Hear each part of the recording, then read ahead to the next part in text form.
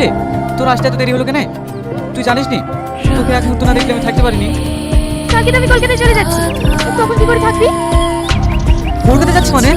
আমার খালাতো ভাই একটা কাজ ঠিক করেছে, মাসে 20,000 টাকা বেতন। না তোকে আমি যেতে দেবো না, তোকে ছাড়া আমি থাকতে পারবো না। থাকতে তো আমিও পারবো না, কিন্তু কিছু করার নেই।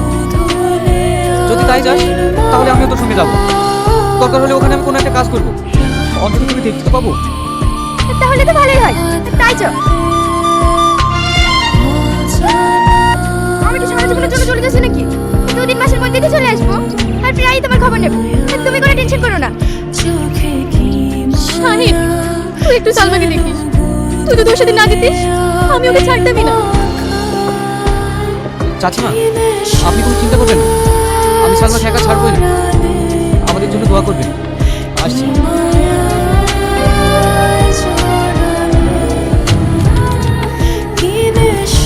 দাদা এই ঠিকানাটা একটু বলবেন? ও এই তো ধর্মতলা ডান্স এটি গিয়ে 357 নম্বর বিল্ডিং। থ্যাংক ইউ দাদা। তোর খুব কষ্ট হয়েছে, দে ব্যাগটা আমাকে দে। না না, আমি পারবো। তাই বলে হয়, দে তো।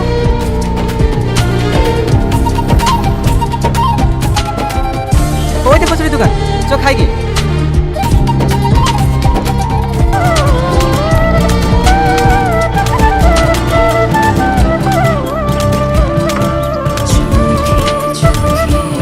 কাকে চাই? স্যার উপরে আছে, যান ভিতরে যান।